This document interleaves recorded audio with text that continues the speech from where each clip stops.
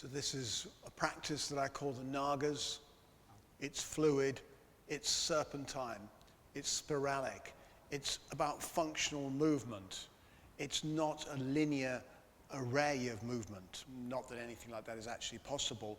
We don't move linearly. But that aside, it's a powerful practice of staying in good function and flow. Now, if our body flows well, if the tissues slide and glide across each other and everything moves well inside, we tend to stay well. So this is a beautiful practice at a fascial level in terms of keeping good slide and glide. So we start at the top and work down. Generally, one could do it the other way, but I like doing this way, and I'll explain why as well. So I'm going to explain the movements as we go through in terms of how and why we do what we do. And you can work from that to develop your own practice. It takes longer to learn it. When you get it down, it can take you about 10 minutes in the morning. It is a fabulous practice to do on a daily basis, just to keep everything working well. Keep it in good flow. Flow medicine, as I call it. So we're going to begin this practice today with the breath. So you're going to do all the breath through the nose. The inhale and the exhale, unless I specify otherwise. So it's an inhalation through the nose. Spread the nostrils wide. Put the tip of the tongue up behind the top teeth, on the top of the palate of the mouth, the top bony palate, behind the roots of the teeth, and the tip of the tongue can rest softly there. So tongue resting, jaw relaxed, inhale and exhale through the nose. Again, we want to be getting somewhere around about a 4-second to a 6-second inhale and a 4-second to a 6-second exhale, around about that kind of time scale on the inhale and the exhale. Best you can do. If you can't do that yet, build up towards it. Slowly, slowly build it up. Absolutely fine. Take your time.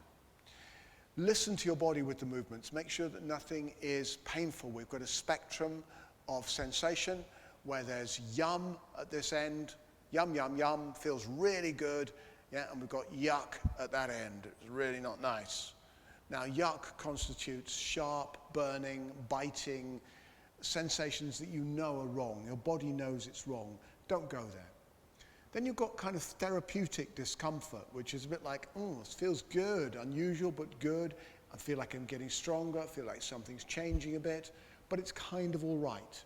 That's okay to go in, and you have to work out where to be on that scale, depending on how you are that day. If you're tireder, if you had a lot of stress, you might not want to go quite so much to that edge.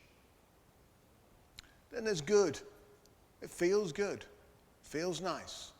And then there's yum, like super yum, bliss, really good. So working towards this end of the scale, but staying out of yuck. And it's important that you listen to your body in this and work out more and more fully over time how much and how well to listen to your body. How much can you listen to your body? How much can you tune in to the deeper dimensions of your somatic intelligence? So we begin with the breath. Take a breath through the nose. Notice how you're standing. Just notice how you're feeling in your body. Notice how your pelvis is over your feet, how your chest is over your belly, over your pelvis, how your head is over the chest, which is over the belly. If things pushing forwards or slipping to the side, what might be going on in your body. We're not looking for a definition or a diagnosis. We're just feeling, how are things? Are you standing more on your left foot or your right foot, or forwards in the toes or back in the heels? How are you standing right now? Take a breath and feel the body. Feel the whole body.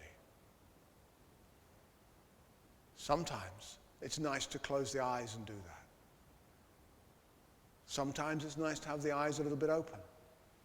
Sometimes it's nice to have them wide open. It depends on how you're feeling. So tune in how you're feeling, and if it feels good, close your eyes and drop into the body for a couple of breaths. If it doesn't, then keep them open. It's all good. So we'll begin the movement from there by lifting the shoulder blades up, and this is an inhale, and you're going to wriggle the fingertips at the same time. So it's lifting the shoulder blades up and dropping those shoulder blades down the spine, squeezing them together, gently mobilizing them in towards each other and down the back. If you know much about muscles, you'll know you're involving the rhomboids and the lower trapezius in the movement there. And we're going to squeeze in, pec major, of course, on the front. You can think about the muscle groups if you're a student of functional anatomy. Otherwise, just enjoy the movement. Squeezing in here, then lifting the shoulder blades up, levator scapula, of course, and upper trapezius. Yeah? But you can just enjoy the movement. Inhale up.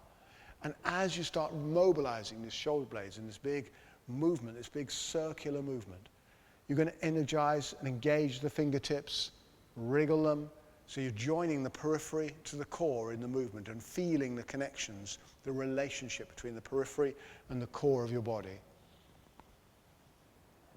You can be in your feet any way that you choose. I notice I'm moving my feet, I'm lifting, moving my weight between my heels and my toes.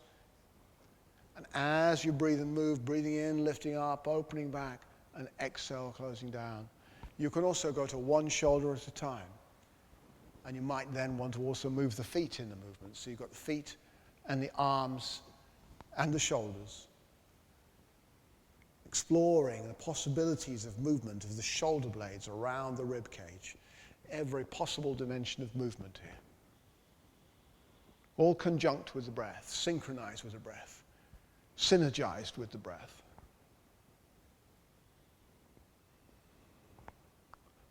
Shake the head and jaw out from time to time.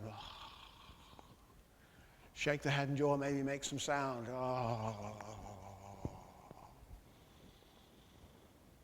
One shoulder at a time again. And then take the shoulders the other way. Bring them forward, squeeze them in towards each other. And then take them back. Still involving those fingertips and the hands.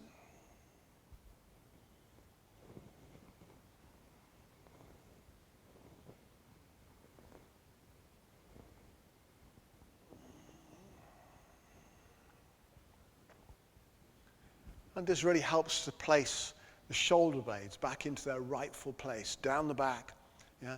Not rotated medially coming forwards like this, or slipping up over the top of the shoulders like this anterior rotation. So we're going to keep the shoulder blades, or get the shoulder blades back into the rightful place.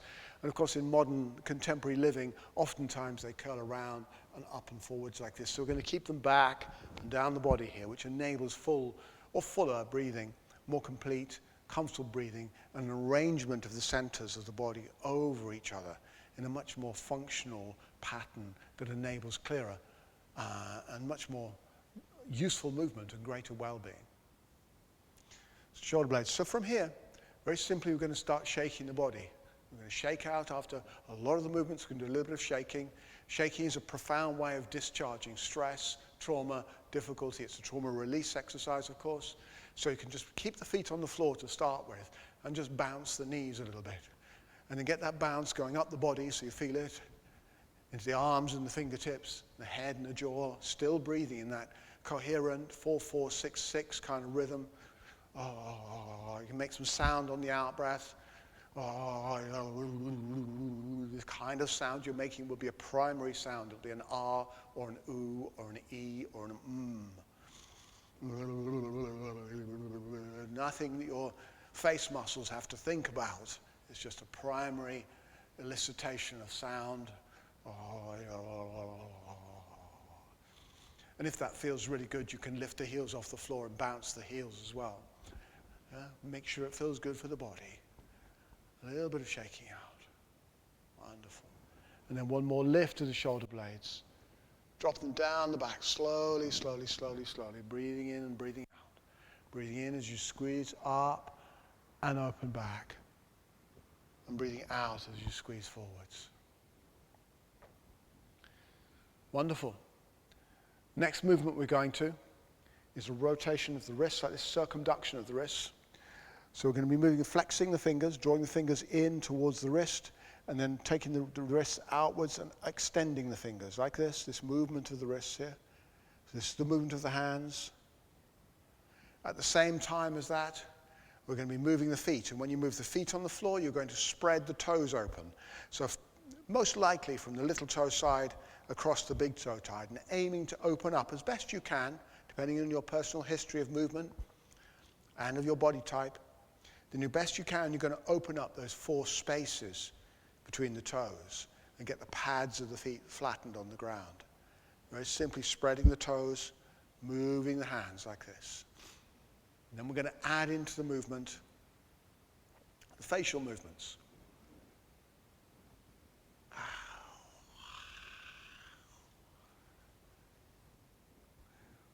Now, if you look at them, there's an array of movements. There's squeezing the face up, opening the face wide.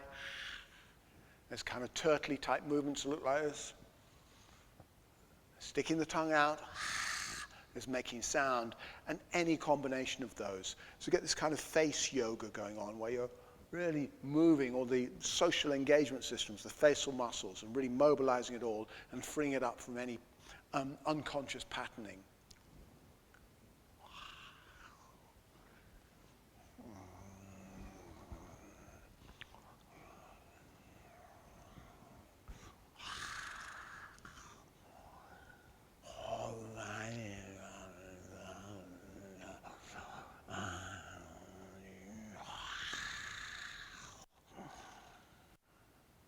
Excellent. And this is the second of these movements, and then they come back in a little bit of shaking. Sounding if you want to. And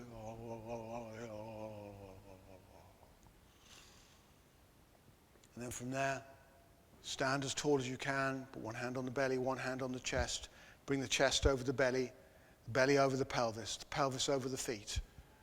Lift the head back and up, so it feels like the back of the head is going back and slightly up. Lengthening through the crown of the head.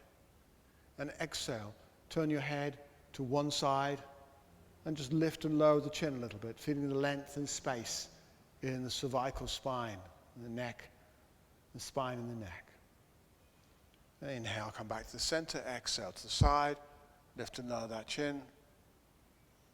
I find this excellent for whiplash, by the way. Keeping that feeling of the back of the head lifting up the whole time, so keeping that axial extension through the spine, turning on the exhale. Lifting and lowering the head. You can play with more movements around here. You can get more expansive and playful. And play and inquiry, getting the play and the inquiry going. The movement is crucial because you will find out about your body and how it feels in the movements then. Bring your head back to the center, chin down to the chest. Pulse the chin gently into the chest and you feel the back of the neck opening. Again, stay within that spectrum of sensation we're talking about. And then breath in. Keep the chin tucking in towards the throat as you lift up through all of the 6 spaces here. Open that chin to the sky. Pulse the chin to the sky, really feeling your feet on the ground. Pushing down through the pads of the feet into the floor as well as lifting the chin. And then curling it, lifting the head up as you curl back forward. So keeping length in the neck as you're coming into this cervical. That means of the neck, the flexion and extension, the curling and the lifting open of the neck area. Make sure it feels good. It's an exhale to curl forwards.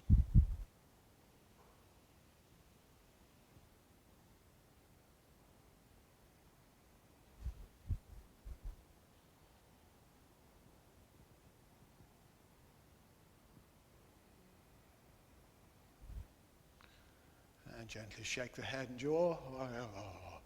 Turn one more to each side. Roll the shoulder blades again. Free up the neck and upper muscles of the chest, up the trapezius here. Wonderful. Shake out. Take a breath. Next, we're going to bring the arms up and bring the fingertips up onto the top of the shoulders, onto the deltoid muscle at the top here. And we're going to bring the elbows towards each other and breathing in, open these elbows back. Again, bring the shoulder blades. The shoulder blades will be coming towards each other. Just rolling through this circumduction movement of the shoulders here. Finding your range of motion. Again, making sure it feels good. Linking the movement and the breath.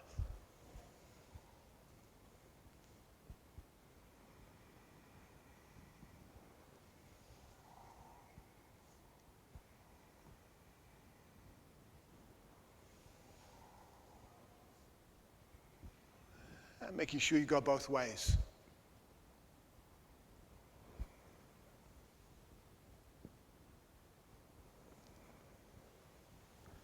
If you've got strong sensations in the shoulders here, if there's difficulty, you've got a history of injury in the shoulders, you can start with really small movements. It doesn't have to be big. You start where it feels good and gradually build it up. If that all feels good, then we can go to these big circumduction movements with the hands, involving the hands and the arms, in which case we're going to be doing like dragon claws like this. We'll begin moving one arm on top and then the other arm on top. So this kind of movement like this.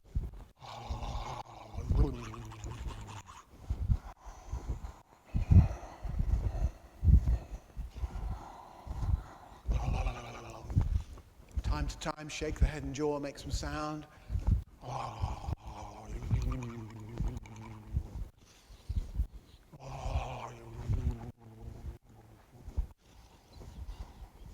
And then turn the palms over and go the other way.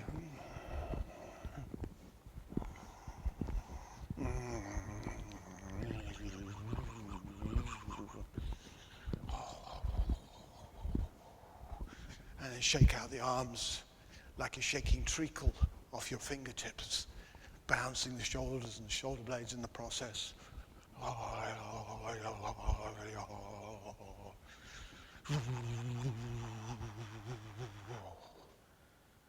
And shaking out.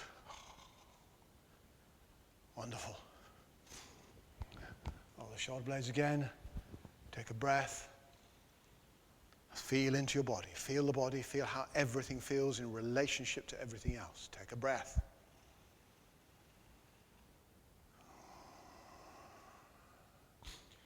Next movement with the arms. Again, you can start off really gently and slowly, just opening the arms out. Listen to your shoulders. You might want to do this slowly to begin with, particularly, as I said, if you've got history in the shoulders. Yeah? You have one arm on top, then the other arm on top. And as you get comfortable with it, you can build up the speed and the force of this movement.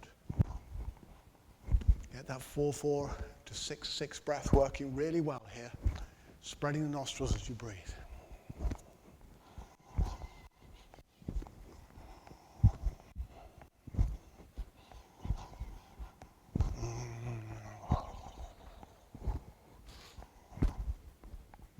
And if it feels really good, you can add in the legs. So we're going to come into this movement like this by bringing the knees up to the chest.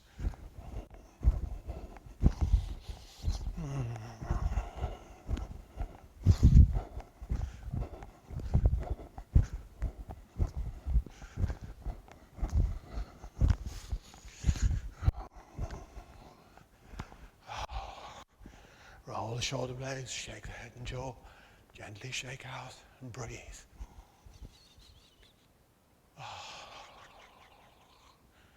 Add in any of the movements you've learned just to create a sense of freedom of movement in the body.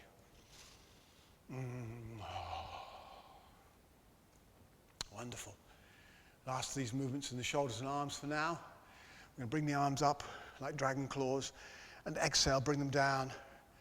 And with claws functional here, pulling back into the shoulder side. So feel the drop of the shoulder blades on the exhale. You can breathe out through the mouth here if you want to. Breathe in through the nose, of course.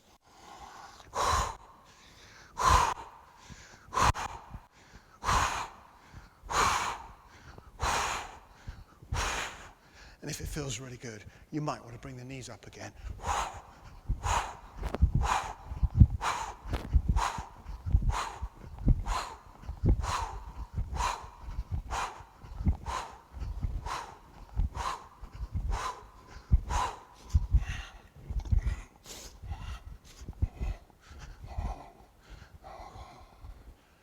And roll the shoulder blades again, rolling.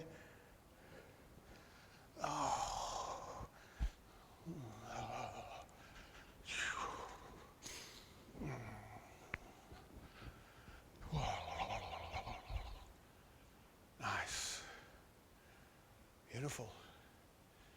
And from there we're going to come into lateral flexion movements. And this breath in, you're going to imagine you have a bowl here in your hand, and the breath in is bringing that bowl up through the center line, spinning through the shoulder joint. And from there we're going to lead with the elbow, cue up with the elbow, which is going to start to open up the fascia here. Yeah, around the skin and the deep investing fascia here, feeling it opening up here, and then reach down into the myofascia into deeper levels of fascia between the ribs here and the muscles, opening up here, and exhaling, reaching. I'm going to support on my leg here. You can do whatever you want to do with your hand on this side. I like to stroke down and support on the leg, and reach, and softly pulse. Now with a pulse here, the inhale, you can come back up, reorient the elbow behind the ear, and then just gently reach out and wriggle a little bit. So looking for the slide and glide. Inhale up and open, exhale to the side. Inhale up and open, exhale to the side. When you come out of it, just bend your knees, bend the elbow and drop out of it like this. Again, inhale the other side, spiraling up, taking that cup up into the air, queuing up through the elbows. Lifting there, sliding down here, supporting. Exhale, reach. Inhale, come back. Now it depends on how you orient the shoulder, whether it's forwards or it's backward, as to how you feel it down the lateral line here. But you can really go in quite beautifully and play again, get into inquiry in the movement.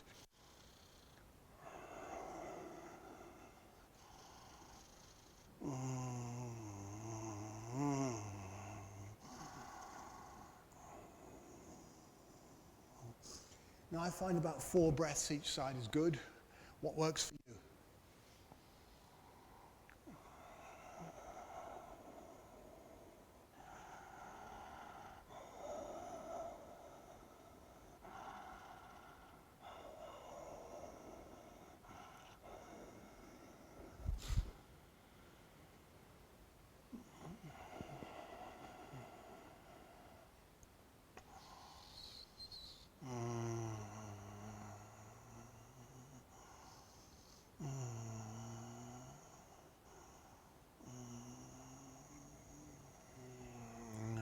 Move those shoulder blades again.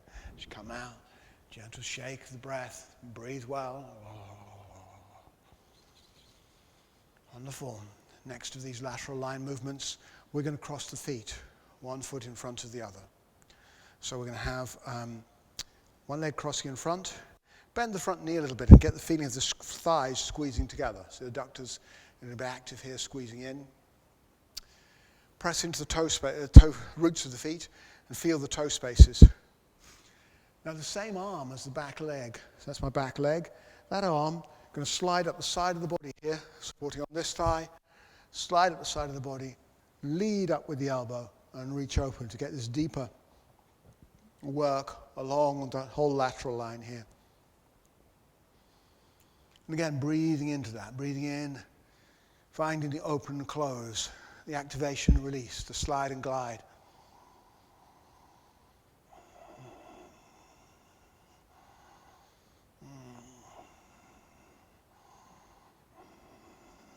And the center and the periphery and the movement all together. Coordinated with the breath. And about 4 breaths or so.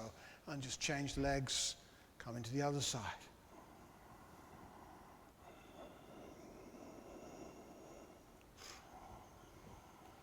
It's going to feel different left and right. There's always asymmetry in the body, and we're asymmetrical creatures. So coming into the asymmetry and feeling how that is a really good thing to do.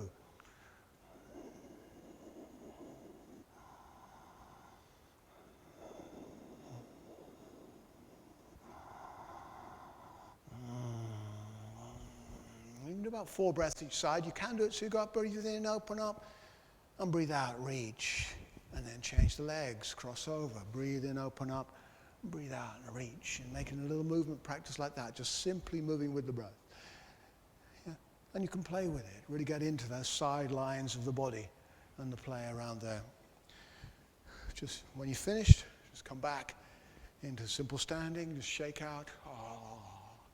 Take a breath, feel your body, feel this livingness. And the third of these lateral line practices we're going to play with here, we're going to bend the knees into a fairly high squat here. Just spread your toe spaces and get the feet more or less parallel-ish here. Yeah, it depends on the structure of your legs as to what feels right. So above parallel, go with what feels right, okay? But it's heel to second toe kind of pointing forwards. Tuck your tailbone a little bit down. Just drop the tailbone down a little tiny bit here. And you'll feel the pubic bone draw through above the hips here. That's where we begin. Just bounce here and breathe and notice the breath. That 4-4 heading towards a 6-6, may even be longer, maybe a 6-8. Who knows what your breath is going to do. But feel into the breath and start to build that coherence, that clarity, that length in the breath of about 4 to 6 breaths per minute. And then bring the arms up into the air. Let them float up with an inhale and push away through the palms. Fingertips spread wide open so the fingers are extended. Drop the shoulder blades down and get the feeling as if you're pushing against 2 walls. Take about 4 breaths here. Somewhere between 4 and 9 breaths in each of these positions is really good.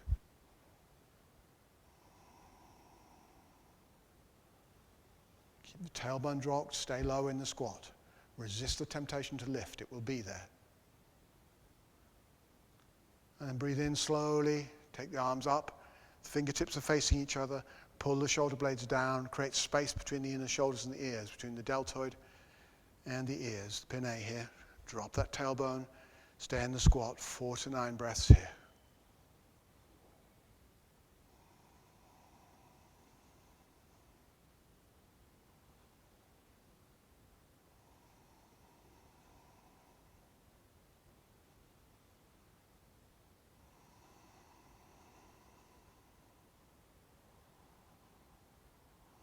And turn your palms around so the fingertips are now pointing out, and push the heels of the hands up into the sky while you pull the shoulder blades down.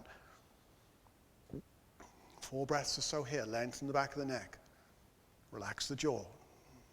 Tongue in place.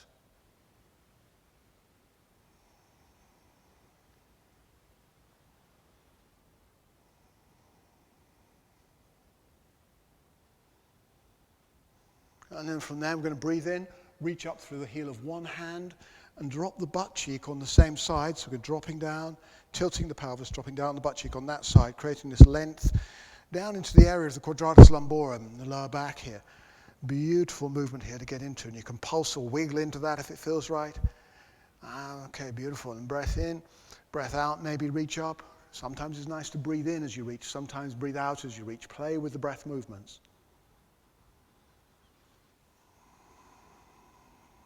I'm just breathing out here into this side. Breathing into the center, breathing out the other side.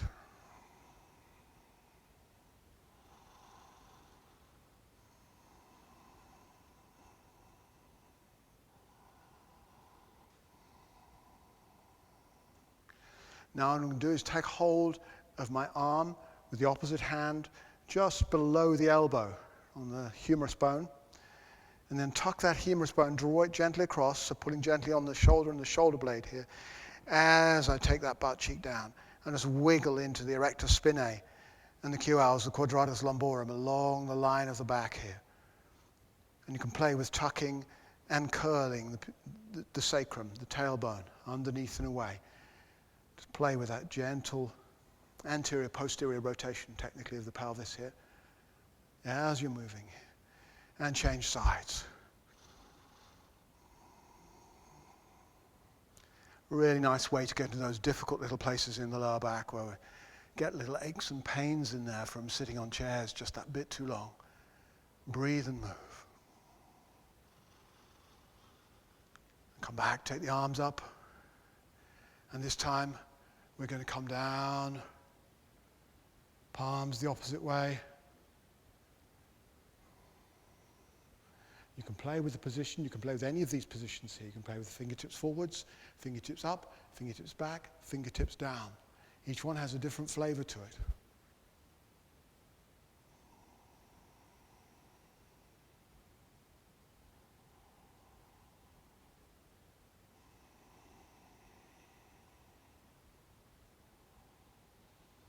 Fingers open wide. And then drop the palms down. Let the palms float slowly down with an exhale. Almost down. Lift the shoulder blades up. Drop them down the back. Create space in the armpits.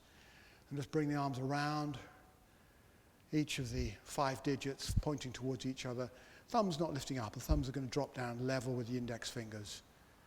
A few inches of space, a few centimeters of space between the fingertips.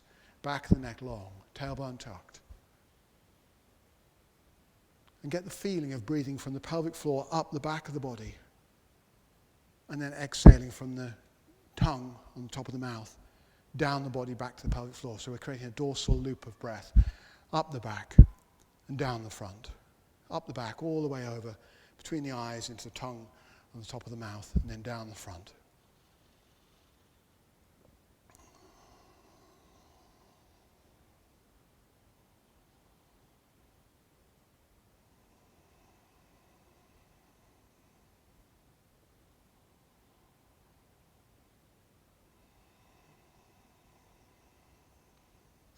And take the opportunity here really to drop into this squat a little bit deeper.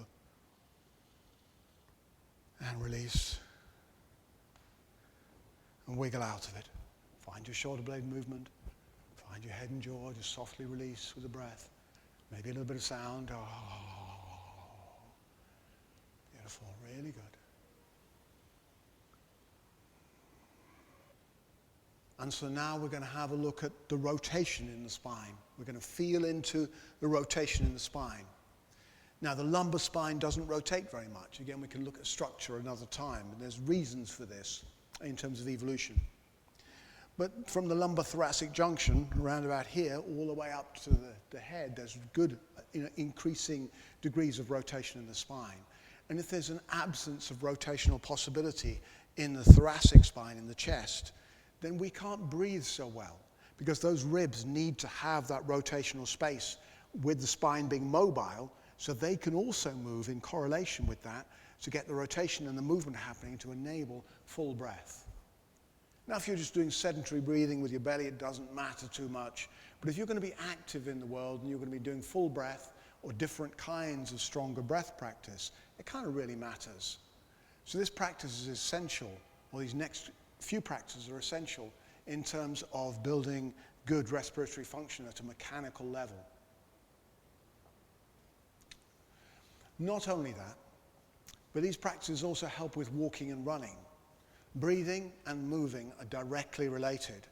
So when we walk or run, breath is coordinated with that.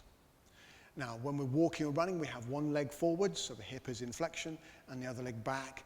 The hip is in extension, and they cross over like this. They're moving like this the whole time. And of course, that movement then changes the movement of the pelvis, which affects the rotation in the spine, which affects the breathing. Everything is connected. Ida Rolf used to call the diaphragm the muscle of walking. The breathing muscle is the muscle of walking. The diaphragm works in complete coordination with the diaphragm of the pelvic floor. They're not separate. They're functionally working as a unit, along with all the structures of the belly here. So these movements helped us to breathe much more functionally, much more fully, and relating that to movement. So here we go. The first one of these, we're going to have 1 foot forward, 1 foot back, like this. You don't have to have some kind of yoga balance here where you're trying to balance on a tightrope. You can take your foot out, get real comfortable. Hip distance, space between the edges of the feet is quite comfortable and quite nice. Work out, it doesn't have to be super long. Yeah, if you bring your hands up onto these crests on the top of the pelvis here, these iliac crests here want to be pointing pretty much forwards, so the pelvis is fairly level. And if you lift your toe spaces on the front foot and the back foot, you can feel the 4 toe spaces relatively active in the feet, and the 4 roots of the feet active in the ground. That's the big toe pad, little toe pad, and both sides of the heel. And you can feel that activity in both feet. So you don't want the back foot collapsing into pronation, i.e. dropping onto the instep, and the knee taking up the brunt of that gravitational work then. We want that gravitational work going down all the way, balancing through the roots of the feet as we move. Again, breath, what we've been doing. Inhale through the nose, exhale through the nose. Somewhere between a 4-second inhale, 4-second exhale, and 6 or 8-second inhale, exhale. That kind of parameter we're working with. All good so far. Now, the movement. So we're going to be moving, rotating the spine, and we're going to be using the arm that is opposite to the leg as a tool to guide the segmental rotation through the chest. So we're going to start down here, which is kind of down and out rotation. There's space in this armpit here with the arc of movement here. What I'm not doing is wagging my arm backwards and forwards. What I am doing is using the arm to guide the rotation of the chest. So it can be really helpful to have one hand on your chest and feel the rotation in the chest. It's a useful tool. Okay? Now there are 8 places here. down low, and incrementally coming up on each station or location, each place here. That's the third, and fourth, and fifth, and sixth, and seventh, and eighth. That's 8, all the way up in the air here, from down on the ground here, down low. Now, at each of these stations, we're going to take an inhale and an exhale. You might want to take the exhale first. It might feel more comfortable, might feel more natural. So at each, we're going to be doing a full exhale, steady exhale. It might take 4 pulses as you breathe out, and then 4 pulses as you breathe in. Next level.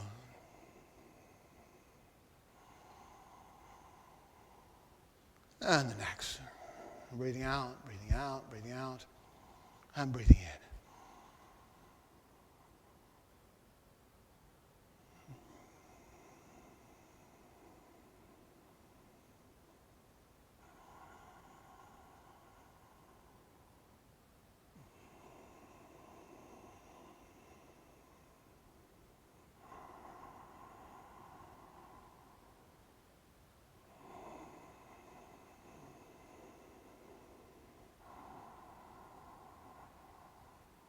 And now let's go back down again. So again, breaths in each position. And I'm doing an in-breath and an out-breath, going the opposite way.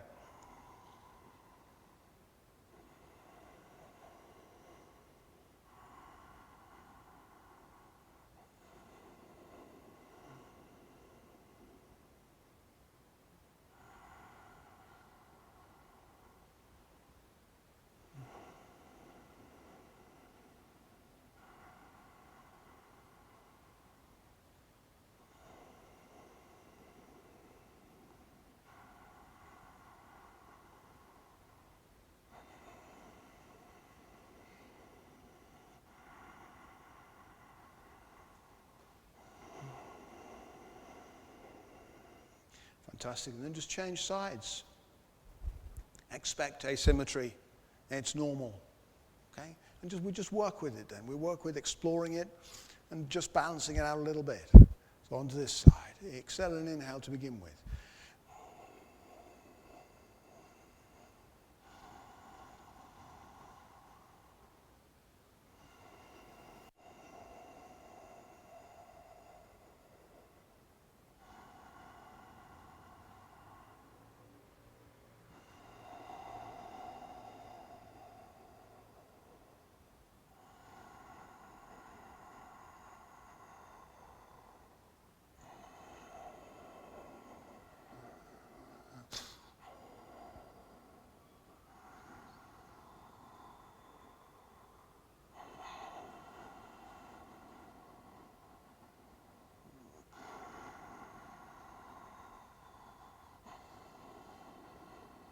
And feel the feet staying grounded.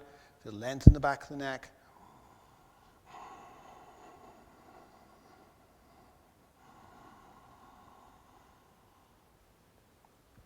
And down again.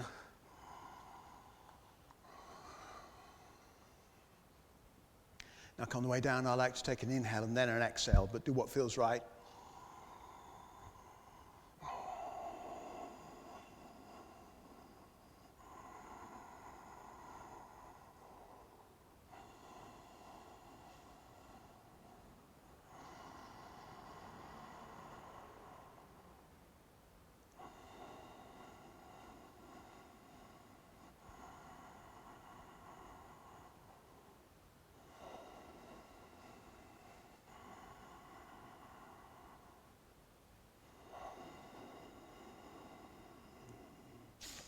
And steps, change sides, just roll the shoulder blades, play with shoulder blade movement, step over back to the first side. So we've done the first 8 segments. We've got 4 more to go.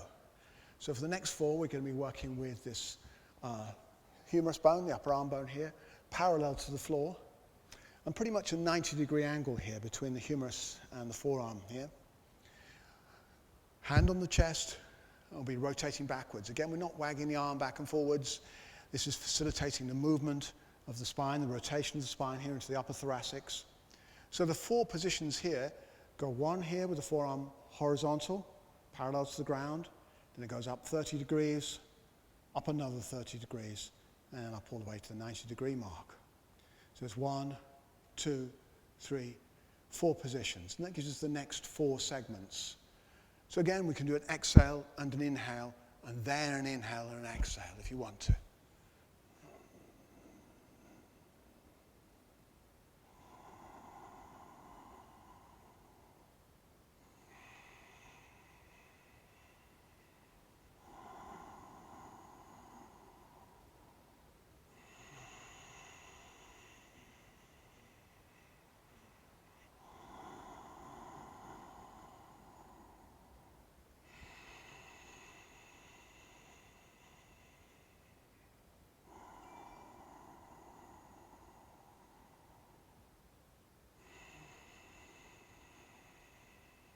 And now all the way down.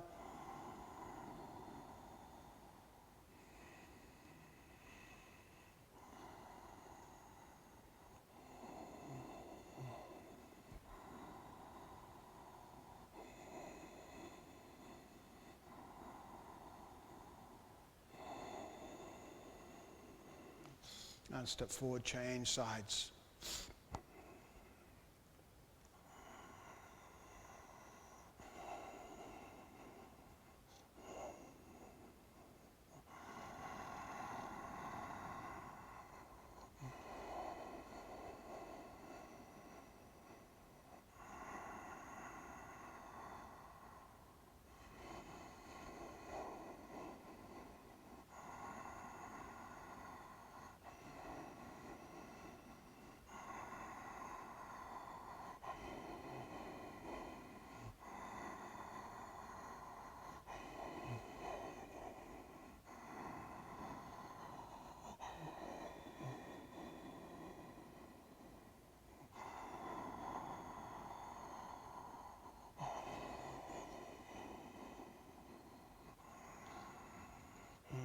Move those shoulder blades. Roll the shoulder blades. Get the movement happening here. Find your innate, kind of natural, serpentine, dragony, fluid, flow medicine here. You slide and glide, the activation and release of the muscle groups in conjunction with that beautiful inhale and exhale. Shake the head and jaw. And some shake going on. You don't want to get right down deep into the little tiny muscles in the body as well, not just the big ones. So we're getting right down inside and releasing any postural held tension from the exigencies of a complex contemporary lifestyle. Wonderful. So from here, we're going to go into a fluid, dynamic play with the breath. So just root down into the feet, let the knees bounce a little bit, and a soft, playful movement of the arms, which is coming from the spin of the chest here. Yeah? You can start off really gently, just make sure it feels good. Let the arms just hit into the side of the body, anywhere they touch. Shake the head and jaw, relax the head and jaw. It's a bit like a damaru, if you know one, which is one of those Indian Tibetan drums which you spin on a stick and has 2 little balls on strings that hit each side of the drum. It's a bit like a damaru. I'm going to come in here like this, and you can build up the power of the movement as much as feels right. Some people like taking their heels off the floor. I don't particularly like that. I prefer staying grounded. But play with this movement. Make sure it feels good in your knees, in your pelvis, in your lower back, and everywhere. And play with building up the fluidity and play of the movement. Every in-breath is through the nose.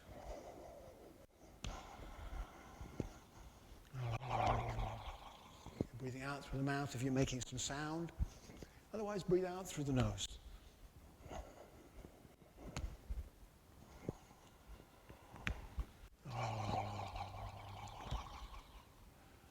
Fantastic. Play with that for as long as it feels good. Just make sure your arms are free. You're not going to hit into furniture or something like that, because it can hurt if you whack your hands on things. The next of these rotational movements, we're going to come in. I'm going to step to the side so you can see this movement a bit more effectively. We're going to start what I call the push. So we're going to push back with the palms. It's active. It's a push back with the palm. And we're going to look where the palm is going. So it's an engagement with the eyes and the hands. Exhale. Can exhale through the mouth if you want to. Okay. Then we're going to spin back and push down to the other side.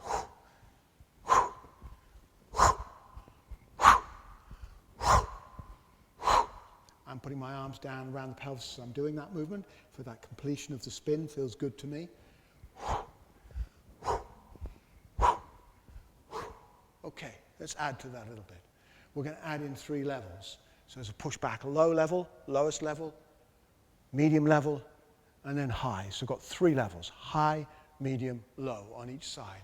And you can play with this, the choreography of that.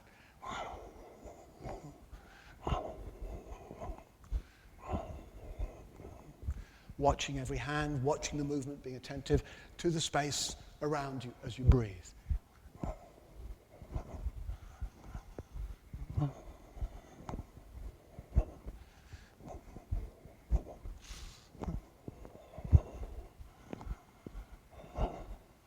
Now, we're going to add in a little bit more. Because this time we're going to push, and then we're going to pull back, as if you're pulling on a rope or something, or a band of some kind. So it's a push and pull. In through the nose, out through the mouth if you want to.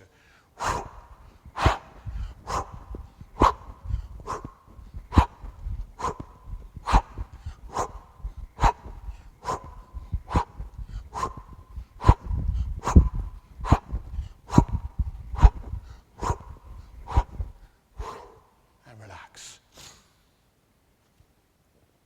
Soft fluid rotation, gentle bouncing.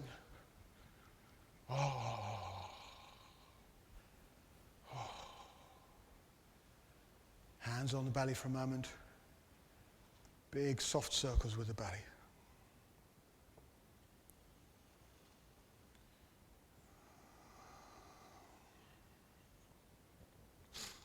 Again, going both ways.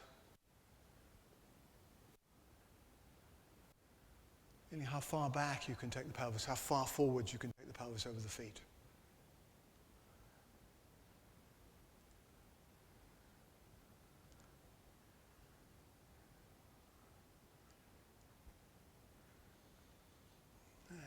A few more times each way.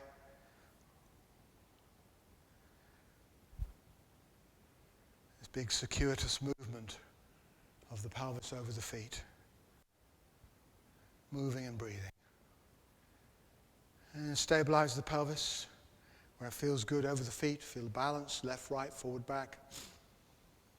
Bring your hands up so this padded area of the thumb comes in just onto the xiphisternum, which is the soft area underneath your ribs here. You can feel this where the V shape is under the ribs. And if you tuck it in there like that, gently, and roll the shoulder blades down the back, then inhale, look down at the palms, look down at the fingertips, and inhale, lift the chest up and open.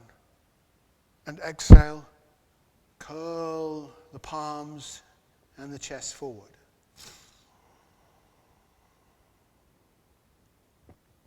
Inhale, opening back into spinal extension.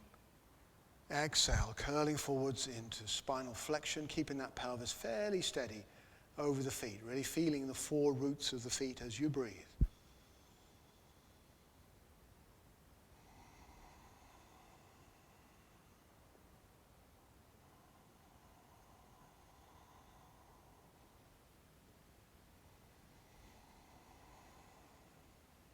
I'm going to build on these movements in a moment.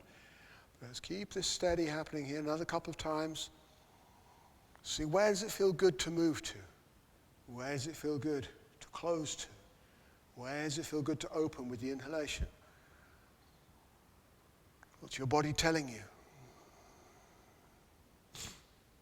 Now we're going to add into this movement now the lateral flexion. So we're going to breathe in, open up into the spinal extension, the back bend, drop into the lateral flexion to the side, curl forward into spinal flexion, and back around on the inhale to the side and opening. So creating this kind of rotational feel around this area here, around the lumbothoracic junction here, where the palms are touching in front and underneath the ribs. Keeping the neck long. A gentle kind of gaze feel just past the tips of the fingers, perhaps.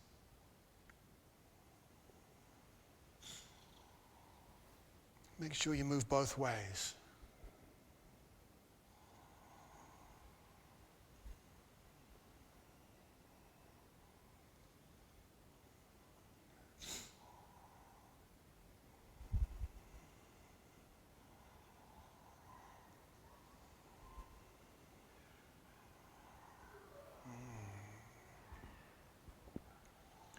And just wiggle out to release. Wiggle the spine. Pelvis curling backwards, curling forwards. Find the flexion extension of the spine above this pelvic movement. Sync that with the breath.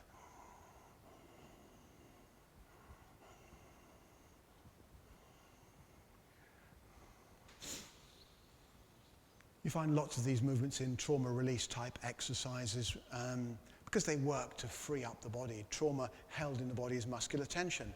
It's often held in flexion, which is where the body closes in on itself. So it's closed like this. It's tightening the hips. Trauma is held in flexion. So when we go into extension and we're opening up the extensors and then the flexors and the extensors and curling and moving, as we go deeper in through the movement with the breath, it's going to liberate that stuff. That's what happens. We don't have to process the emotions, but it's a huge piece of the work is done in terms of freeing up the somatic end of that entrapment. Great. So the next piece we're going to do, I think we're going to go straight to the pelvis next. So we're going to go back. So we're going to be doing some jumping between the pelvis and the chest. So the next movement we're going to be doing here, if you put your hands on the pelvic wings and tip the pelvis back as far as you can, stick your bum backwards, and then curl and tuck your tush, tuck your bum away, so putting the pelvis forward. So looking at this anterior and posterior rotation of the pelvis on the hip joint here. So that's one of the movements, synchronizing that with the breath. And you can actually do this both ways. You can do, it generally feels more comfortable and sensible in the body to breathe in as you're going back here and to breathe out as you're pushing forwards. But you can actually do it both ways, and it's nice to play with it both ways. Just saying. This movement like this. Now, what you can also do is you can put your fingertips, so the fingertips are in touch like a little lattice like this, and hold that in front of the pelvis. Space in the armpits.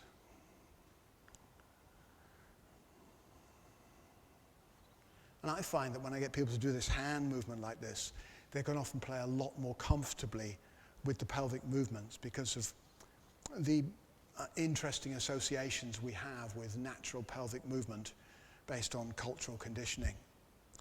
So we can play with the movement of the pelvis relatively freely with this hand mudra in place, which kind of liberates our attention. Again, full in breath and full out breath. Get really comfortable in this movement. And the next movement, again, we can use the hand movement, is this side-to-side sachet movement, which we were doing earlier with the lateral line movements. So we're dropping one pelvic wing and then dropping the other one. So we're coming into this movement with the pelvis here, like this.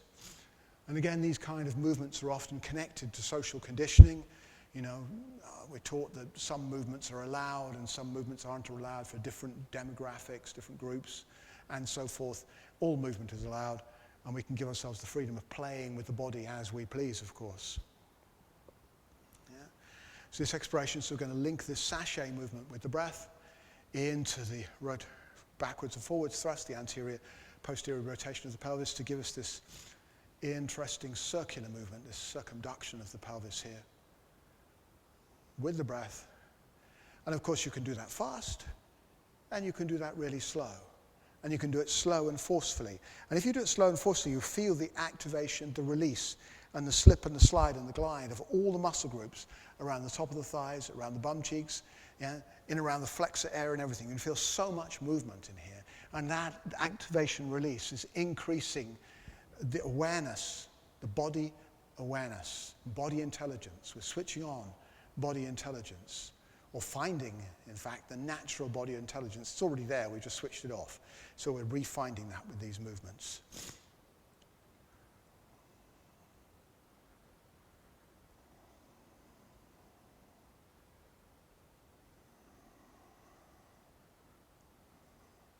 And you can change directions, do what you want with this movement. You really play with it, make it your own, own it, own the movement.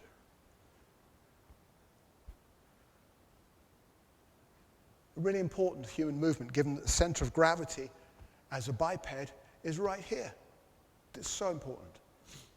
So for the next movement, again, syncing with the breath, the 4-4-6-6, 6-8 breath, whatever you're doing with the breath, and that's going to develop over time and practice. We're going to be working with this figure of 8 type of movement in the pelvis, where one pelvic wing is coming forwards, and that knee's bending, and the ischial tuberosity, the sit bone on the back, is going backwards. And then sliding that around to the side, and then that knee bending as the opposite sit bone goes backwards. So we end up with this figure of 8 movement in the pelvis. Again, you can use your hand mudra if you want to, or not. It's entirely up to you. Like I said, this attentional mudra sometimes helps people to free up their movement more effectively. So it's got a use. It gives you different foci of attention. And breathe well. Inhale and exhale, steady and well. And play with the speed. Really slow, really strong, really fast, very soft.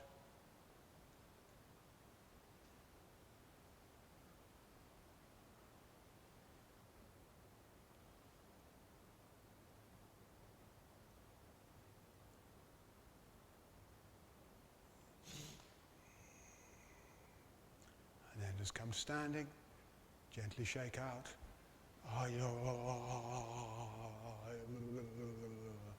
and breathe. In through the nose, out through the nose.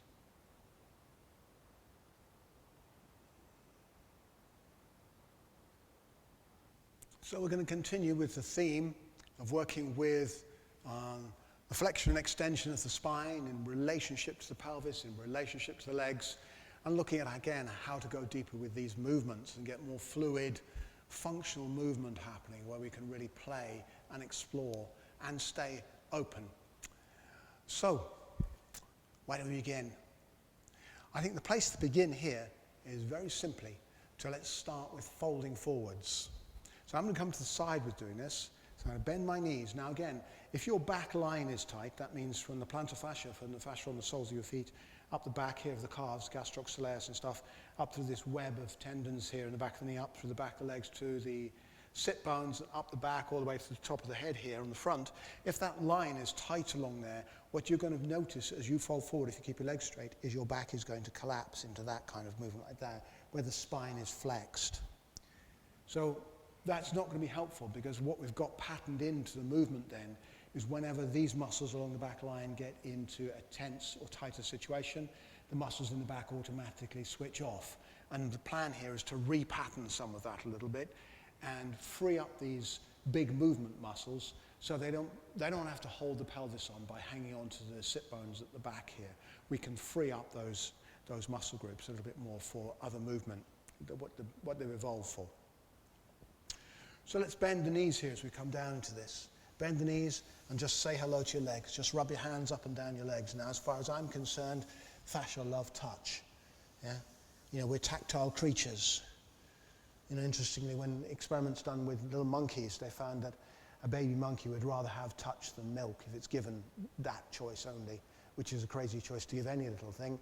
But that aside, touch is so important to us, and we live largely in a tactile desert. Touch is something that we only do in certain situations. It's an alien thing for a lot of people. So giving yourself this contact here of consciousness as touch is really, really important. And from there, we're going to come down and bring the hands down to the floor. Now, you can bend your knees here. Now, if you're really tight in the back line and your back is going into flexion like this, you might want to grab yourself a couple of yoga blocks. There's a couple here. So you can rest your hands on those and bring them up to a height. You can have them like this if needs be. Have them up to a height whereby you can bend your knees and then bring the chest, the sternum bone, forward between the arms on an inhalation. So you're creating that spinal extension of the inhale coming forward the chest on the inhale, and the knees is bent as much as you need to. Now, if you're longer in the back line, you can drop the blocks and have the fingertips on the floor. So whatever works best for your body, and listen to your body on this. So either way, we want to get the length of the chest forward through between the arms on the inhalation. That's the inhalation, the back of the neck is long, we're not looking forwards. And on the exhale, you're going to straighten one leg, choose which leg, and lift and spread the toes on that leg. So on the leg that you're straightening, this is an exhalation, you're going to lift the toes, so the medial arch of that foot is going to lift. Right? And on the other leg, you're going to come up on the ball of the foot like that. Okay. So that's both feet down, bend the knees, inhale, chest forwards, exhale, straighten one leg, toes up on the ball of foot on the other side. And then putting feet back down, inhale, chest forwards, lengthen the spine, extension in the spine, inhale, exhale, up on the ball on one foot, straighten the leg on the other side. There. So I'm going to roll my leggings up here so you can see my feet a little more clearly, and do that to the side as well so you get a really good sense of what I'm doing here. So again, on blocks or not. So we're going to be having the inhale, chest forwards, the exhale, straighten one leg. So I'm straightening this leg, toes up on this foot to increase that medial arch gently, keeping the four roots of the foot really earthed, and then up on the ball of the foot on the other side. And then gently change sides, bend the knees, bend both knees, bounce into it, chest forwards, straighten the other leg up. Hold it there. Breathing well and releasing down. And getting this playful kind of walking, slow motion, walking movement with the breath.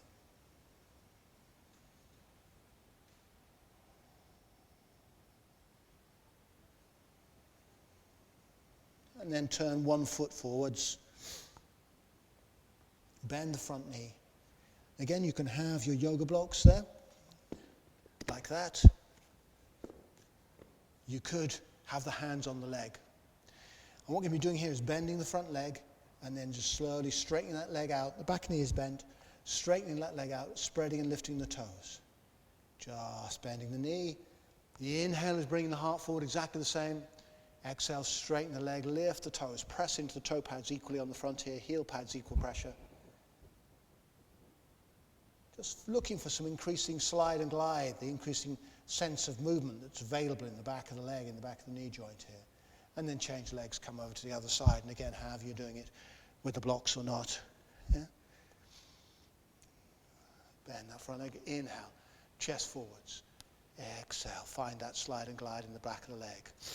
So gentle activation, release.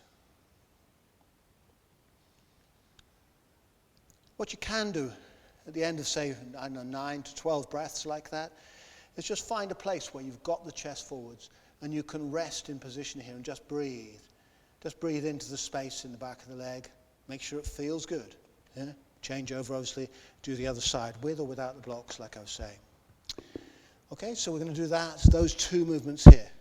When you come up out of this, you're going to bend the knees, bounce the knees a little bit, drop the head down, and curl up with bent knees. Bending the knees when you move is so important. Bend the knees, and then coming up, head down, bring the pelvis over the feet. You're familiar with that feeling now. Bring the chest up over the belly, up over the pelvis, lift the sternum bone up, and then bring the head back up. And then lift the shoulder blades up and take them down to the spine. So we're reclaiming our bipedal inheritance. You know, so much of modern body type, like I said, has got the shoulders forward here, spine collapsed, pushing the belly and the head forward. We've kind of lost our bipedal inheritance, and we're going to refine that with movement and coming back into that. So that's forward fold for movements there. And what I want to do now is invite you to join that with the spinal extension. So plant your feet really well.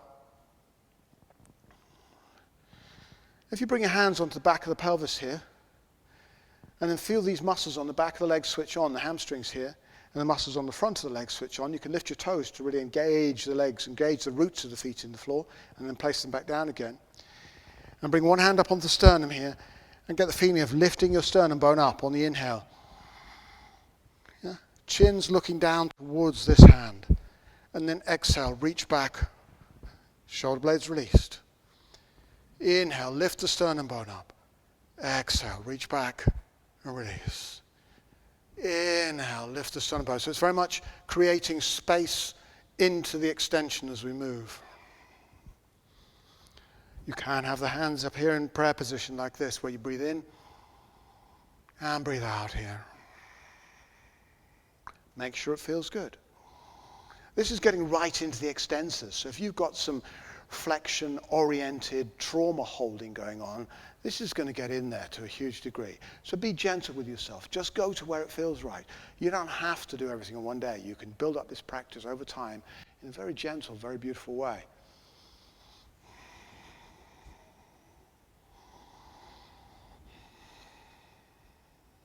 If you want to go further with this, what you can do is you can walk the legs as well, where you're bending and walking the legs in this movement. And that really gets into this rec fem, hip flexor area here. Make sure the lower back feels really good in the movement. If it feels really nice, you can take the arms up and back, head back, breathe well, full deep breath all the way. Breath is more crucial here than anywhere else right now. And if it feels really good, you can even take the arms back.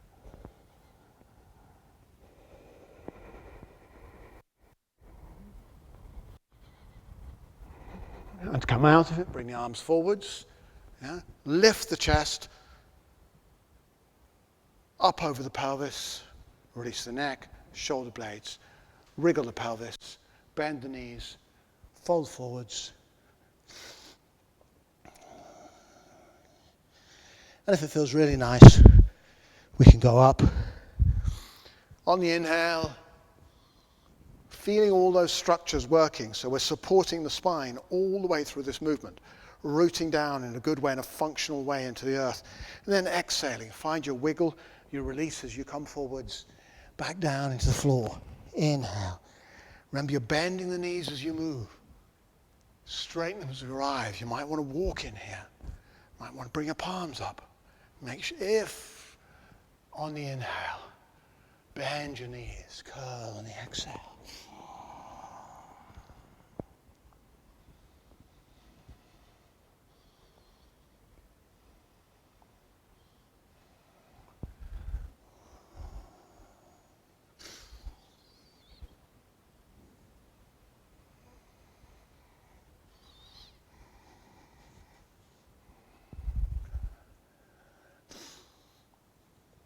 Wonderful.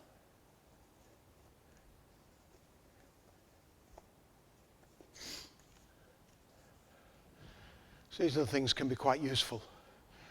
I'll just put those to the side over there. So I've come into this array here and back into pelvic movements again. Find that figure of 8 movement in the pelvis. So exploring functionality and feeling.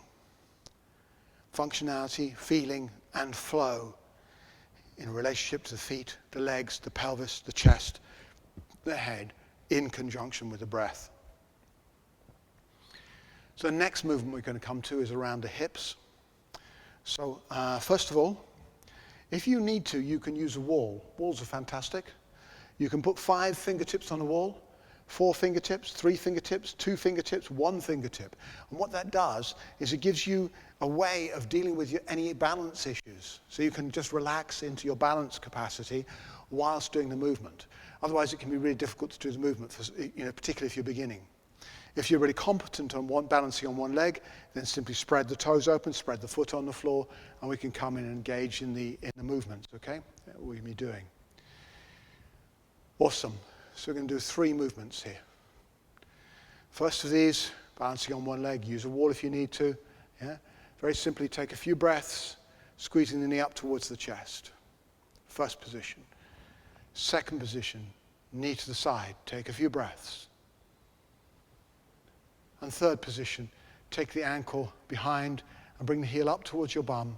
You might want to hold with 2 hands, definitely not if you're holding a wall. See if you can keep this open on this side so you're not going to collapse forwards on this side into flexion. There goes the wobble. Wobbling's fine. Balance is just wobble that's measured. Walking is imbalance, constantly measured and metriced. So it's fine to balance. You don't have to give yourself a hard time about wobbling. Yeah. Great. And on the other side. And 3 minutes on this side.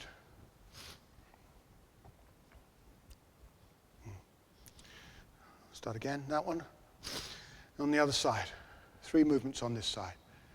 In front, to the side a few breaths, and then the foot behind. And take that knee backwards. I'll come down. So you've got those 3 movements that you can play with. Steady breaths in each one. And that's going to set us up for the second movement, which is finding this ellipse of movement, which we're going to draw with the knee. So in balancing again, use a wall if you need to. I'm very simply going to go into this movement here, where the foot's dropping to the floor, toes pointing down, and draw an ellipse with the knee joint, making that ellipse as big and beautiful as you can with the breath.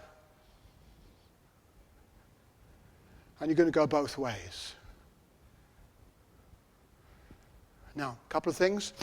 If you lead with the foot, it tends to take the movement into the lower back by hitching up the bum cheeks. So you want to keep the toes behind the knee. Let the knee lead the movement. And that takes into the hip joint. Take it slow to start with. Do it nice and gently and slow to start with. Yeah? Build up the power. And if you find any clunky places in your hip joint, places that feel a bit gritty, lots of sound, slow down. Slow down through those places. And just take your time with it. It's absolutely fine to put your foot on the floor if you need to. There we go. I'm practicing imbalance as well as balance. There's balance. There's imbalance. It's fine. We can play. Right? So what I'm trying to do is get you out of the perfectionist mindset. You've got to be able to do it like this, or you're not good enough. So if you've got any of those voices inside your head, I'm not good enough because, uninstall them. Okay? Wonderful. And the next of these movements is like a figure of 8 movement, an infinity loop, in fact, like this. Again, in conjunction with the breath. Inhale and exhale. Exactly the same, leading with the knee, toes are following. Up the front, down the diagonal, up the side, down the diagonal. So it becomes an infinity loop like this.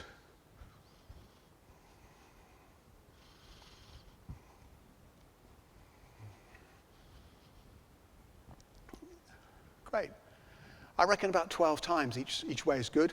You're going to go the other way. That was up the front and down the diagonal. So the next one's going to be down the front and up the diagonal.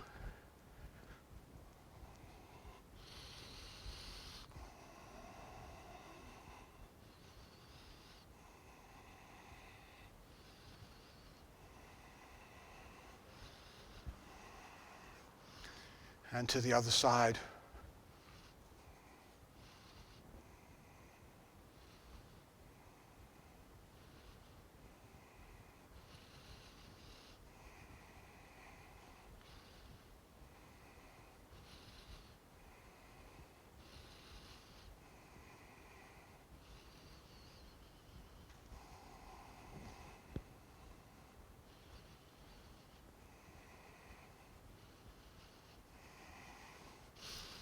And then circle the pelvis to finish. Awesome. Really nice. Take a breath or two. Just gently shake out. We're going to now take the feet a little bit wider. Into this kind of sumo wrestler type squat. Tracking the midline of the patella, the kneecap here, more or less through the second toe. So if you lift your toes, you'll feel the 4 roots of the foot. You'll feel the arches of the feet, the 3 arches primarily. The 4, there's the medial arch, lateral arch, transverse, distal and transverse proximal. And you get a sense of those arches lifting with the 4 roots of the foot fairly active. Even if you've got very low arches, you still get a sense of the activity of those roots and ideally the space between the toes, if your feet will give you that. So from here, we're going to breathe in. Long, slow inhale. Hold the breath. Hold the breath for as long as feels good. And then a long, long, slow exhale.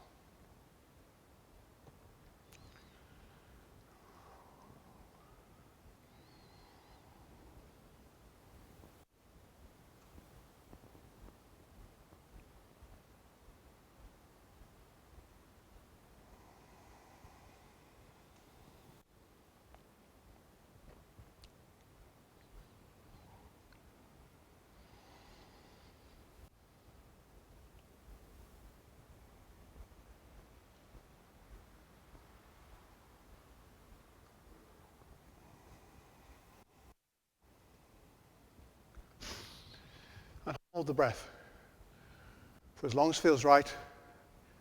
Really go for it.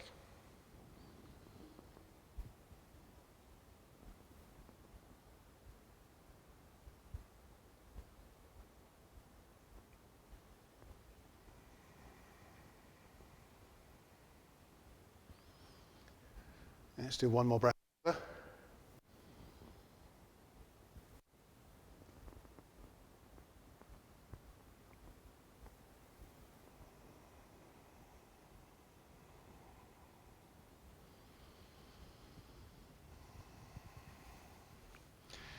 Now turn your feet parallel. So midlines of the feet parallelish. Lift your toes, bend your knees if you need to. If you've got those blocks to hand, if you've got tight back line, again, those blocks can be really helpful here. So I can rest the hands on these. Inhale, lengthen the front of the body, tuck the tailbone gently, and straighten one leg. Inhale to the center, lengthen the front of the body, and exhale.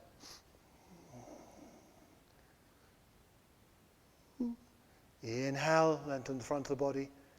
Exhale, straighten that one leg.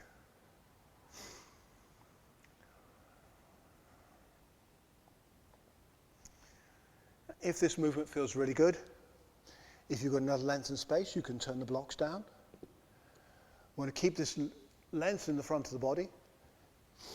And if it feels good, start lengthening both legs. And you can just bend, gently bend, and straighten both legs up. Bend and straighten the legs. Make sure you've got rootedness through the 4 toe spaces. The arches are working in the feet. The spaces are working in the feet. If that feels really good, you can have the fingertips to the floor. Do the same practice.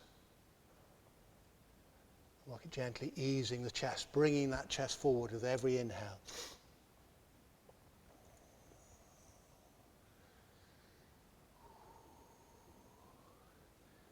If all this feels really good, then we can turn the feet out and shift the weight over onto one side, again with or without the blocks. Yeah? And you can walk from one foot across the other foot. Exhaling into the feet, inhaling to center, exhaling to the feet.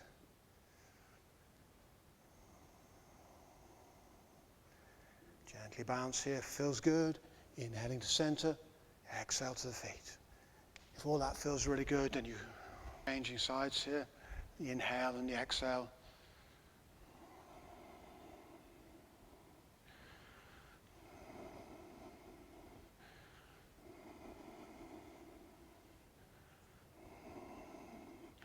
If that feels really nice, it might be nice to come down to the ground. Again, use blocks if you need to. Blocks can be most beneficial to help. Yeah, you can come in. Some people find this really easy, other people find it difficult. So listen to your body. If your heels don't come to the floor properly, you easily lift your weight back onto the feet and just gently straighten out one leg. You can bend the leg and gently straighten it out. Bend the leg, gently straighten out and reach. Bend the knee, gently straight out and reach. It's possible you could be doing it really here on forwards as well.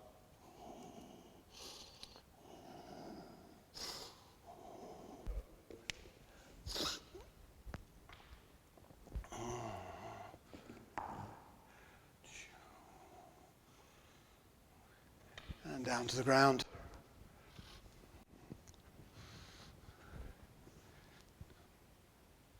Another really useful movement here is to bring the soles of the feet together. And again, it depends on the structure of your hip. So you want to make sure you don't get compressive feelings in the hip joint. You don't want discomfort or pain. Remember the spectrum of sensation. Yeah? And you can support underneath the knees if you need to, underneath the thighs here. You don't have to push anything at all. This is not about becoming super stretchy. Okay? So, if, however, it feels really good in this position, what you can do is lean back on your hands, and I'm talking about going back about 24 inches. That's a fair few centimeters, at 30 centimeters. And then we're going to breathe in and lift the chest up. So coming into spinal extension. And then on the exhale then, we're going to just gently ease and see if those thighs want to come down to the floor a little bit without pushing the belly forwards or the pelvis forwards. So we're not going to go into anterior rotation on the pelvis.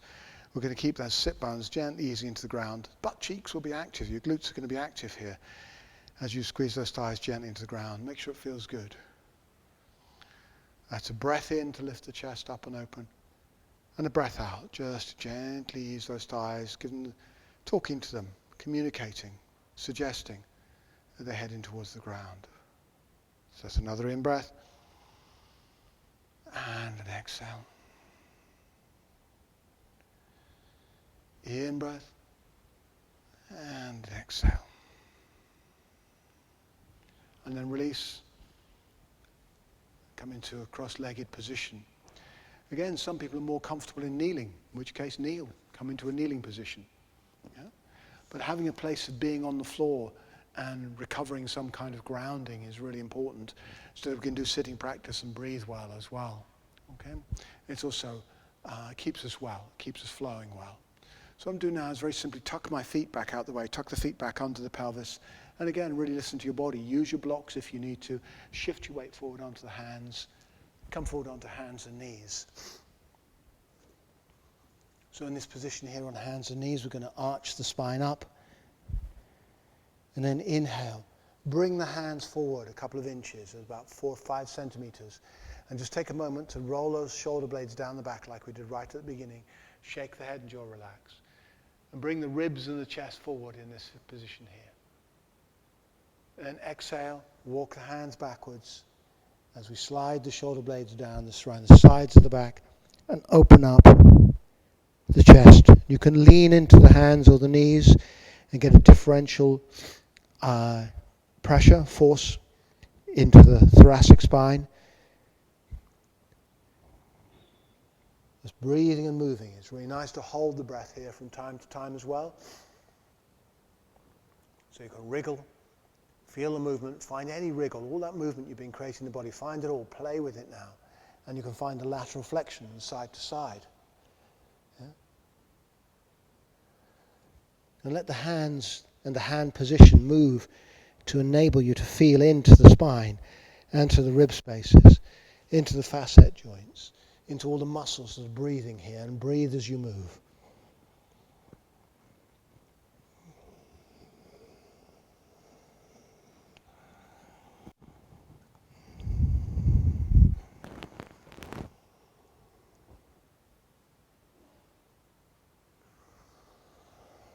You see how I'm bringing one hand to the midline here to enable a little bit more space on the lateral flexion here, so I can come into there, I can come into the opposite side, I can come into the back of the spine, I can bring the hands forward, shoulder blades down the back, and come into the front of the spine.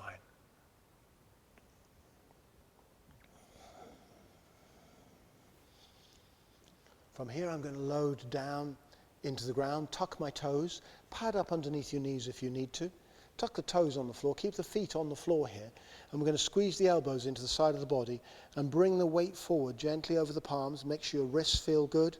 There are ways of working with the wrists if they don't feel comfortable doing this, which will cover another day.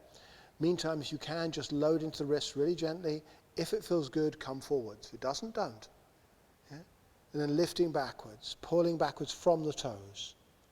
So it's almost like you're pulling forwards from the fingertips as far as you can, and then pulling backward from the toe tips. It's getting the body sliding along this kind of imaginary rail with the movement here, with the breath and the movement.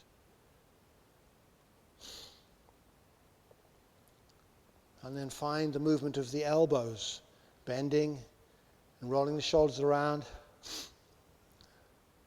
Squeeze the elbows in towards the side of the body. Pull the shoulder blades into the spine. Tuck the tailbone gently down. And then load forwards. And if it feels good, you can find your sustainable edge dropping down on the arms here. Shake the back of the neck, the head, the jaw relaxing. And then drop your head down as you come back up. You drop your head down to come up, so you switch off the upper trapezius here, which is fired by the 11th cranial nerve. It's part of the social engagement system. So we want to make sure we're not stressing that out by tightening it unnecessarily by lifting the head first. So when we go down, we can lengthen the back of the neck, shake the head, jaw relax. So relaxing the social engagement system, the muscles of the face and the upper trapezius here, fired by the cranial nerve. So when we come forward, the face and the jaw, the tongue, everything is relaxed. Breathing well. And when we come back up, drop the head down. And breathe in to lift back up. Arch up through the spine. Find this playful, wild, feline movement here in the spine. And then lengthen the spine, level the spine, activate the pelvic floor, the base muscles, the belly, transverse abdominals gently down to the floor, pulsing into this movement. To a place that's sustainable and feels good, and the head and the neck and the jaw are relaxed. Dropping the head down as you come back up again, and then releasing the spine. There's a load more things you can do here. Obviously you can play with all sorts of movement. I'm just creating some parameters, some explorations, some inquiries that you can roll with. And of course one can be, and should be perhaps, as creative as possible with all of this. So from here, what we're going to do now, moving around on all fours is also really good, by the way, just crawling around on all fours. I'm going to squeeze the elbows in, tuck the tailbone. And if you need to, you can lower your belly down first.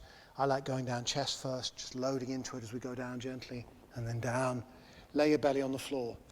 Bring the hands forward, make a triangle with the fingers here, and just drop your forehead into the triangle space.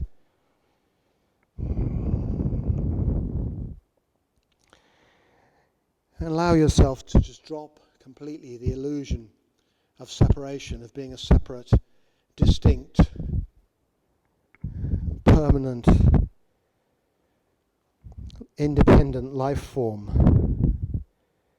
And instead, for a moment or two, allow yourself to be a breathing, living, interdependent, connected life form that is fully and integrally a part of this universe, a function of space-time, a part of space-time. And then from there, breathe in, let your head drop, bring your elbows in, tuck them in, spread your fingers wide. If your back feels a bit iffy, take the elbows out to the side. Head is still down. Otherwise, elbows in here. Roll your shoulder blades. We've done this so many times now. Roll the shoulder blades like this with the breath. And bring the chest forward. Head still hanging down, still looking down. Gently ease that chest forward up between the ribs. Shoulder blades down the back. You can use so many breaths to come into this. 4, 5, 6, 7 breaths. Inhale, lift the chest forward. Exhale, press those elbows into the floor. Gently lift the heart. Make sure your lower back feels really good. Your butt cheeks are soft and relaxed. They don't need to be working here. They don't need to be working in their extensor function. So we can switch those pretty much off, and the sacrum is free to move in between the ilia. And then bringing that chest forward, that heart forward. The back of the neck still long. Jaw relaxed. And just breathing here. Taking a few breaths. If this feels really good. If the breath is long, still working with that 4, 4, 6, 6, 8, 8, whatever the breath length you've got, somewhere between 4 and 8 seconds, inhale and exhale. You can work with breath holding in here. It's nice to work with breath holding in here as well.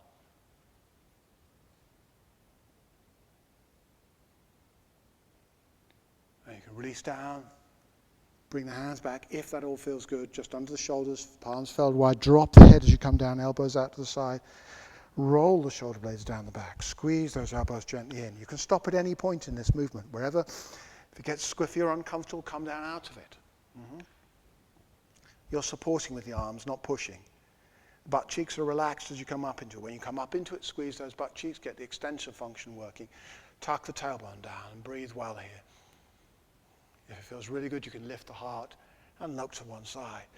Inhale, lift the heart. Exhale, turn to the other side. And find this earth dragon type movement here. Exhale, gently lower down, slowly lower down. Tuck the hands underneath the shoulders. Lift your bum up, push the knees forward. If you can, lift the chest up off the floor. If you can't, come forwards to come up. Lift up, just hover here, bounce for a moment or two, drop your head down, remember, as you come up, breathing in as you come up.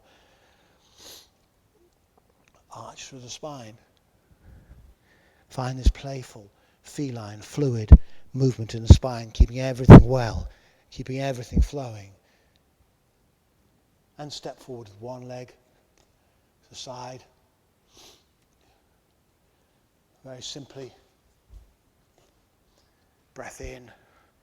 Bring your chest up and open. Again, you could have blocks here. These can be useful here. Again, because they lift the floor up. I've got quite long arms, for example, so it can be quite nice if you've got shorter arms to lift the floor up to meet you. And you can just come in gently and play on the sides like this. So coming into this squat on this side and the hip extension on the opposite side, the lunge on the opposite side.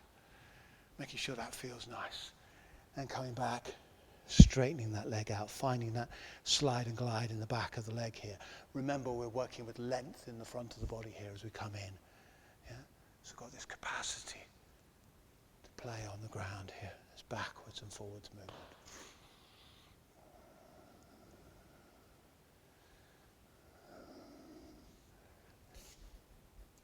And then to the other side. If you don't need the blocks, if you don't want to use them, that's absolutely fine. You don't have to. Some people find them extremely useful. And this is a good thing. Breath in, come forwards. Breath out.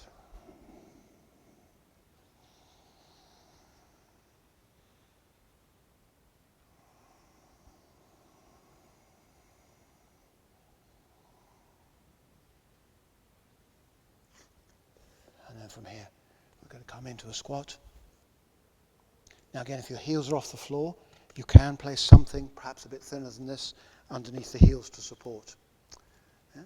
And ideally what you're going to do here is have the line of your femur through the patella, the middle of the kneecap, out through that second toe. So be in this squat here, gently. I like reaching my arms out, I like a variety of positions I work with. This is just to lift up, so it can be hanging down in the hammock of the squat, and we can lift up and just work it a little bit here.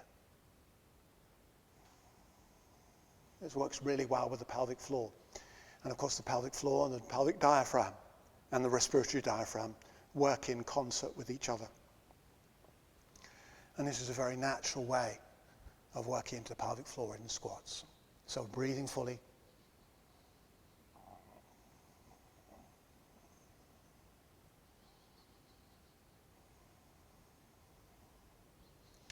All the way up. And you can go up and down, of course. We'll just take another 4 breaths here to the side, opening up into wide squat. Breath in, up and open. And breath out. Breath out, breath in, breathing in everything good. All the goodness you want in your life, breathe in. Savor all the goodness that you experience. And breathe out gently. Breathe in what's good, what's true, what's beautiful. Hold it. And breathe out slowly. And that's 3 breaths already. 1 more breath here.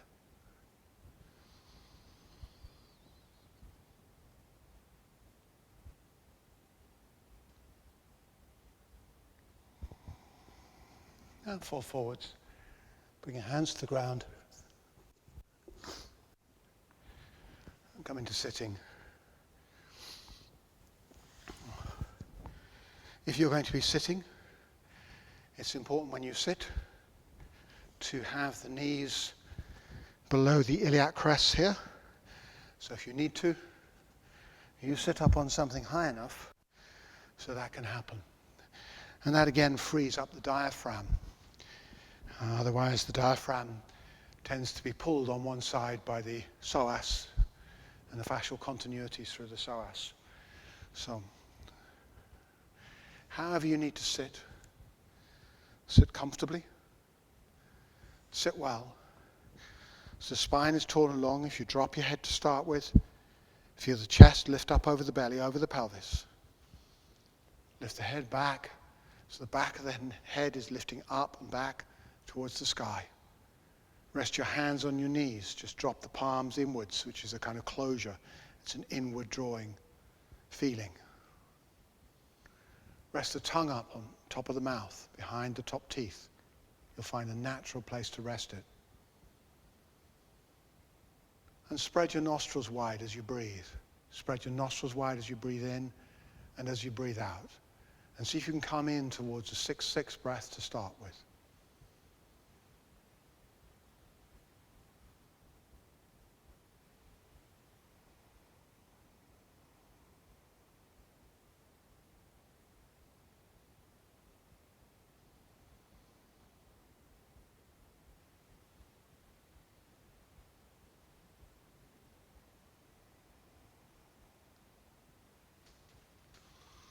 If it feels really good, go to a 6-6-6. 6 on the inhale, 6 on the breath hold, 6 on the exhale. Conversely, you could do 6 on the inhale, 6 on the exhale, and 6 on the exhale hold. But try a 6-6-6 breath.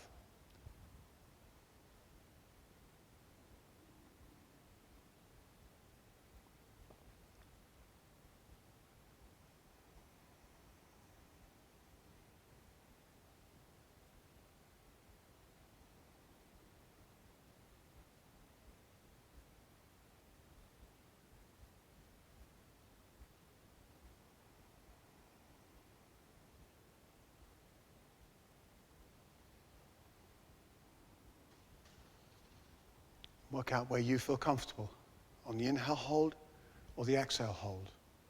And explore that triangular breathing for a few minutes, perhaps. And when you've done that, just relax the breath. Give control of the breath back to the brainstem, and simply watch the breath for a minute or two. Come into awareness of breathing.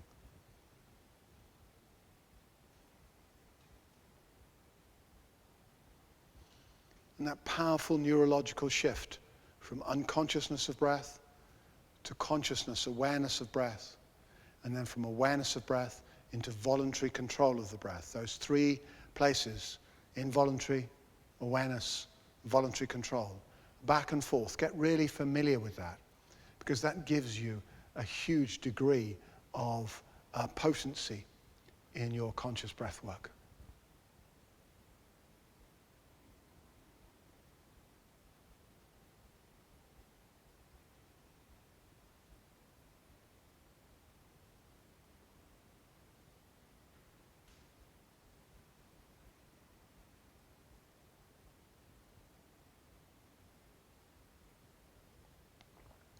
And last of all, to finish this session, we're going to do some humming breath. So you hum on the exhale and make that humming loud and clear. Somewhere between 4 and 9 breaths is brilliant. You could do more, of course. And what we're doing with humming basically is we're vibrating, and you can play with where the vibration goes. You can get in the back of your nose, in between the eyes, just behind the eyes, in the center of the brain. You can vibrate your own thyroid, your own parathyroid, your own hypothalamus, your own pineal. You can get in there and vibrate in that midsection of the brain really well. You can get the vibration down into your chest and down into the lower down in the body. So play with the vibration.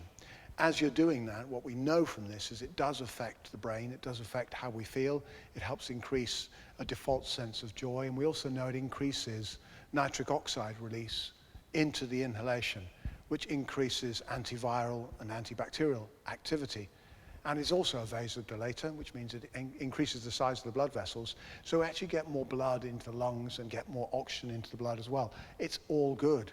Yeah? So you're getting so many benefits from this simple practice. So we're going to finish with that. It's a nice way to complete a practice.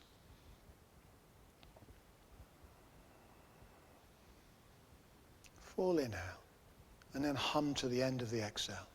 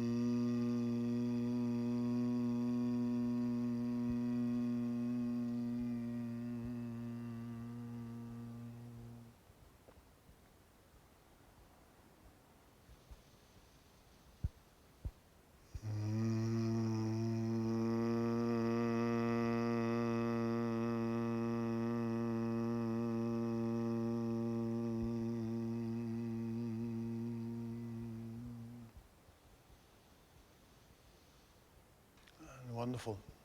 Wonderful.